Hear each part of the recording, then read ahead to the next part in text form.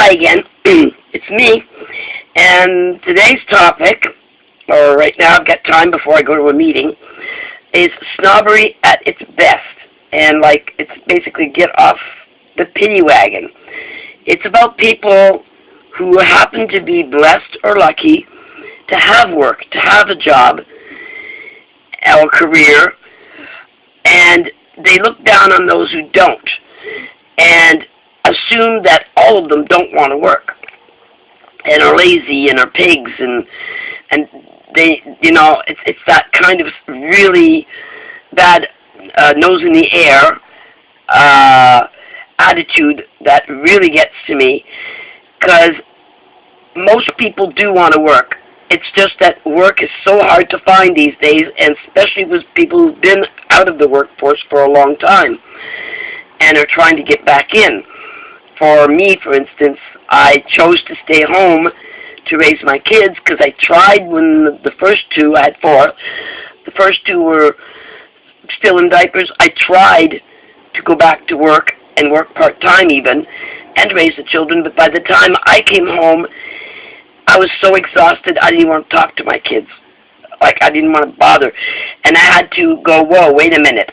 Which is more important, making more money or my children's well-being psychologically, emotionally, me being there for them fully? And I chose my children over making more money, and I told my husband, you worry about the money. I'll focus on doing what I need to do to be focused on my children fully. And I was a full-time, fully involved mom. Even when, I'm talking about personal experience, even when my two older, when I found out that I could homeschool, I didn't find that out till my two younger ones got to be about grade 2, 3. And I yanked them out in homeschool because I was very, very dissatisfied with the schooling system, not teaching them anything of real value. And like I was taught. And even back then, they were starting to wane on their real, valuable education. But if I had known this for my first two, the older ones, I would have done the same. But I didn't know, and they went through the entire system, the public system, and it really went against what I was trying to teach them, and a lot of it influenced against what I was trying to instill in them. And but even, there's nothing I can tell you, there's nothing 100%, but at least I did the best I could. But what gets me is people who have work and look down on those who don't. And I've been out of the workforce, obviously, now for quite some time. I'm going back into I've just starting a training program in July. I'm going through the assessment part to find something that fits me just right after being out of the workforce. And I'm going to have to go through some volunteer time to put on my resume and stuff like that. But anyway, to gear to my talents and my limits at this point in my life. But what I was really upset is people who do have money and who are blessed and, again, lucky and blessed to have work, look down on those who don't. They're nobodies. They don't matter. I've been called a pig. I've been called everything in the book. And I think it's really bad, and even if they don't say it, it's like their attitude is right there, snobbery. They're better than anybody else because they have work, because they have a job, because they make so-called independent money, and they're not struggling.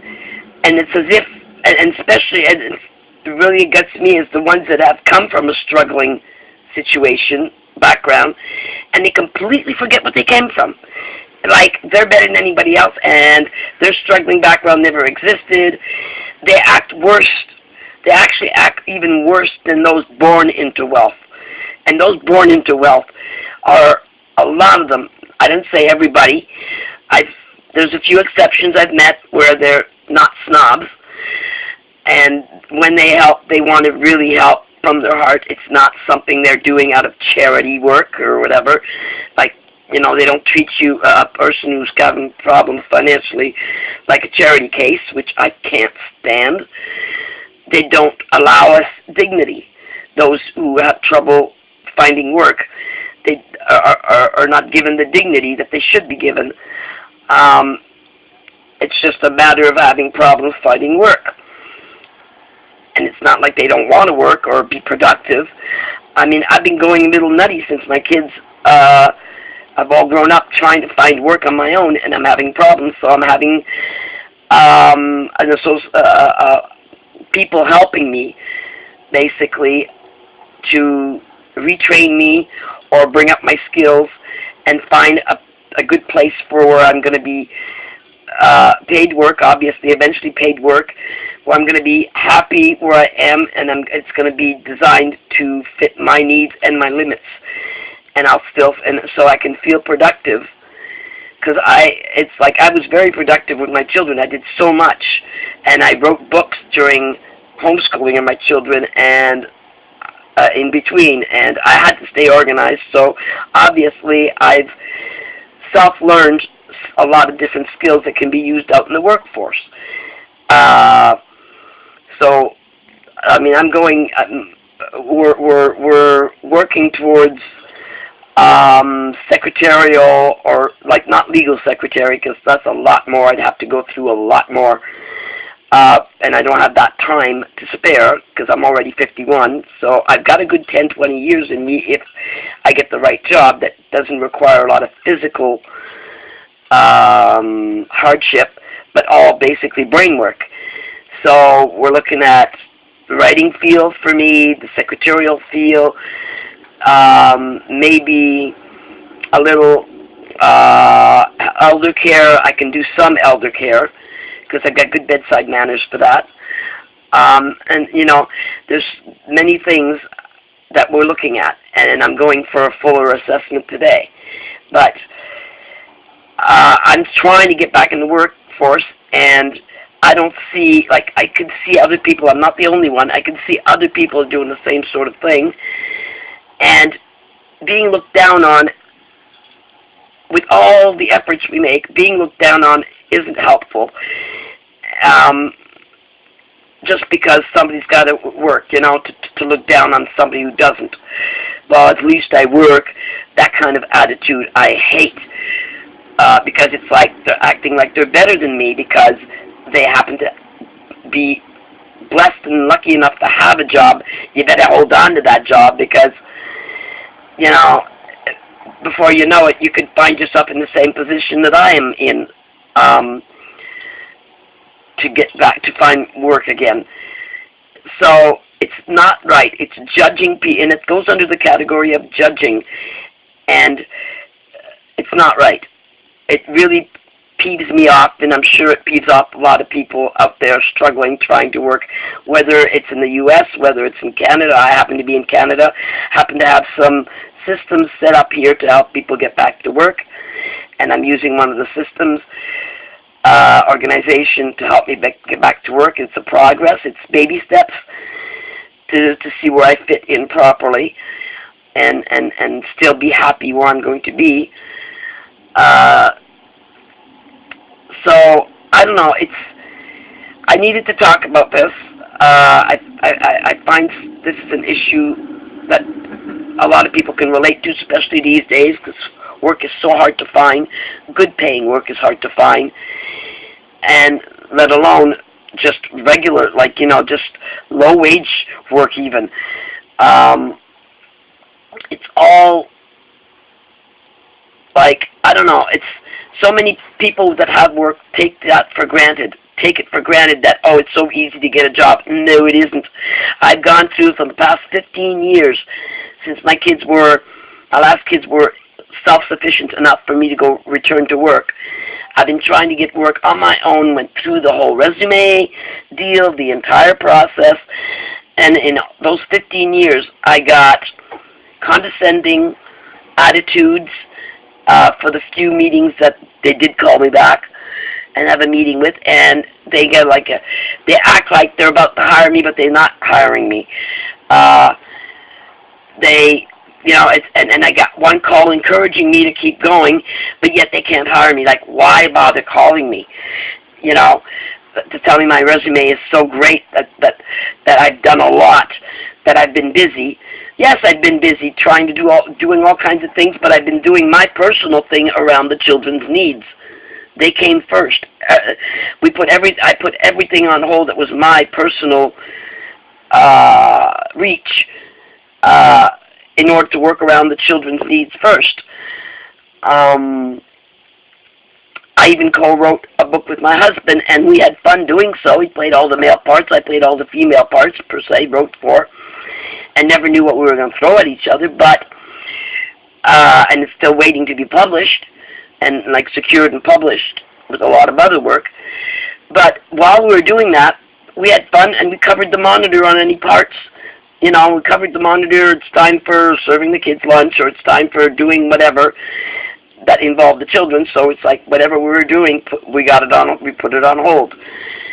And it's the same. Like I went back to school to get my grade 12 in the process of homeschooling my kids. So and that only took 2 semesters because I only had to earn. I already had 13 credits. I only had to earn the other pretty much half. Was given 9 complimentary credits because of all the stuff I was doing. I wasn't sitting around doing nothing just because I stayed home with my kids. I did a lot. And because of that, they gave me those credits so that I only had to earn 4, which I went for, and I got them in 2 terms. And I aced 2 subjects that I kept failing the first time around way back. I aced them this time, math and science. And it depends much on the teacher, by the way.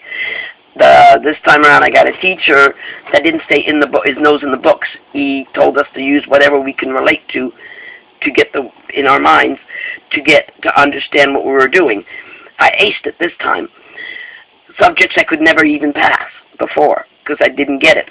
Now I get it because I use whatever I can relate to in my mind, and I'm very artistic, so I use my artistic mindset to relate to numbers and things like that, because I'm not a person, somehow my talent isn't holding numbers. So yeah, phone numbers don't stick in my head and stuff like that.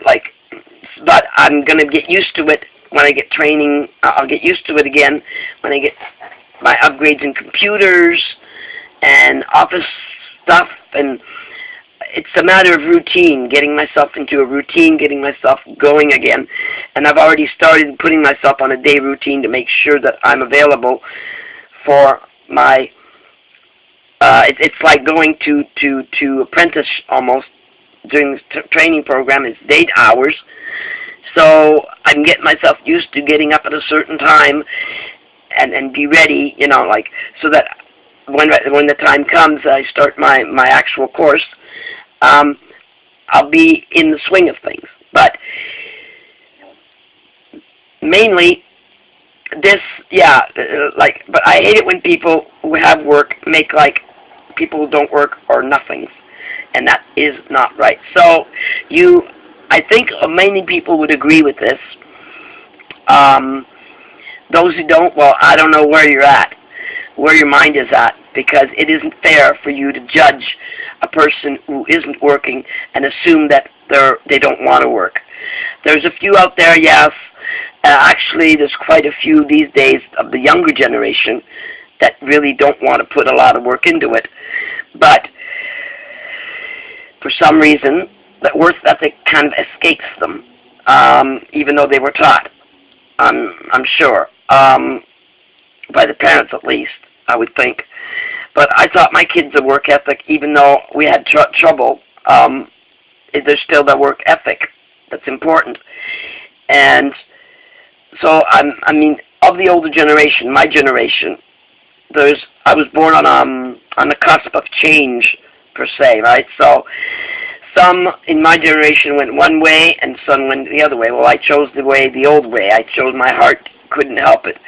I believe in old work ethics. I believe in a lot of old-fashioned values are in my heart, and one of them is work ethic, hard work ethic. You put yourself into it, and you do your best, no matter what.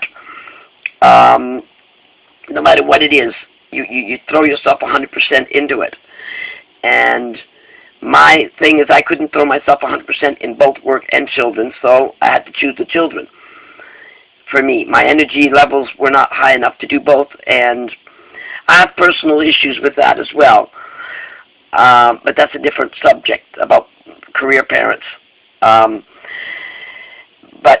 like full career parents, where both parents work, and the children are pretty much left to grow, to raise themselves or find somebody else to raise them. But that's another issue altogether. So I'd have to do a different video on that one. But this is about work, yeah. So about snobbery of the people. And that's middle class too. Middle class look down on those who don't work. The upper class or rich look down on the middle class. I mean, come on. It's ridiculous. It's existed forever, yes. But, like, at this point, isn't it time to kind of change people, like, for people to smarten up about that? I would think. We need to grow up. People need to actually grow up as a human race. You know, stop thinking yourself better than somebody else just because you got a job, just because you have things that are better than somebody else. So what? You paid $1,000 for something I could get for something cheaper. Hello? You know? It's called being frugal.